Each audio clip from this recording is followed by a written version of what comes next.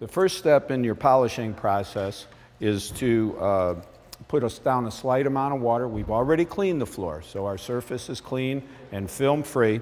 We're going to put down a light amount of water, just enough to keep the dust down and to lubricate the pad so that it runs smoothly over the surface.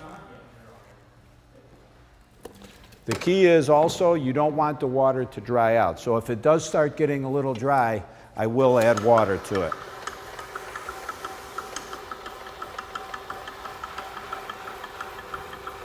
The surface should be covered counterclockwise so we don't shoot water all over. And you go over each section 6 to 10 times. You'll notice the product is working when the water starts turning milky, which is what it's starting to do now. Remember, we're working up with the grits, starting with the lowest grit first, which is the 800, which will take out scratches, minor scratches, and even out the surface so that when you go over it with your 1500 pre-polish pad and your polish pad, you'll get a lot greater, smoother surface. And remember, gloss is a condition of smoothness. So the smoother we get this floor, the glossier it's going to be. You'll notice the weights on the machine help the diamond pads cut into the surface a little more to smooth it out. You should have a wet vac to pick up the slurry, or you can use a double bucket system where you have clean water in one bucket and pick your soiled water up with the other bucket. Okay, what we're going to do now is I'm going to pick up this slurry and then we're going to put the gloss meter on it. Let's see if the 800 did indeed smooth the surface out a little bit. We have since rinsed the floor. Now we're going to check our gloss meter to see if we have smoothed the floor out even more. 3.7. We're making improvements. Now we're going to go with the 1500 grit. What we're going to do is repeat the process that we use for the 800 grit. I have put water on the floor. I'm going to add the weights to the machine.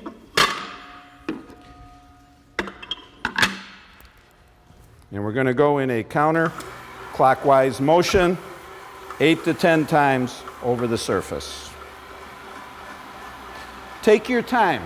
You're dealing with a very hard surface here. It does not respond as fast as you might be used to on vinyl composition floor or a floor finish. And once again, you know the pad is working when the water turns milky, as it's starting to do now. I do not recommend using a high-speed machine for this process, and certainly not a burnisher. Although, if you're doing this on concrete or terrazzo in a wide open area, you could use propane equipment.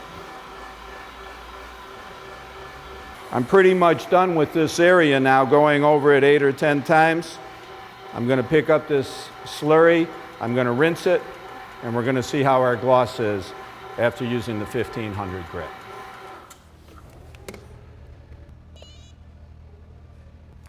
.8. Now we're going to put the 3000 in it, and this is where you should really see a noticeable difference to the gloss. Once again, we're putting enough water on the floor to lubricate. For your 800 and 1500, you use a little more water, and for your 3000, use a little less water, but once again, you don't want it to dry out. We're going to take our time and go over this very slowly, 8 to 10 times, because this is the part that the customer is going to see, or that you're going to see. Some of you may be thinking, okay, I get the floor all glossy and looking good, but how do I maintain it? The 3000 is the pad you would maintain the floor with. You can put it on your automatic scrubber for daily cleaning. You can put it on your burnisher for nightly burnishing or a couple times a week. And you can also use it to touch up if you see any traffic areas. Natural stone care is a little more unique than putting a permanent type or water-based acrylic on the floor, because once you put those on the floor, you have to work with them and maintain them either by spray buffing or scrubbing and recoating. With this system, you don't have to. Anytime the floor starts looking a little dull, just come in and repolish it. Now, I could keep going over this and get it higher on the gloss meter, but I want to show you what 8 or 10 passes over the floor does for you. So I'm going to rinse this off thoroughly, then we're going to put the gloss meter on it and see what we come up with. Well, as you can see, we finished up with the 3000. Let's see how our gloss is. 7.8. We can do a couple things at this point. You can leave the floor. What I recommend doing while you have the floor in the condition you want it, or if you wanted to get it glossier, all you have to do is go over it a few more times and then impregnate the floor with a penetrating sealer. Your John Don rep can tell you which one is best for your needs.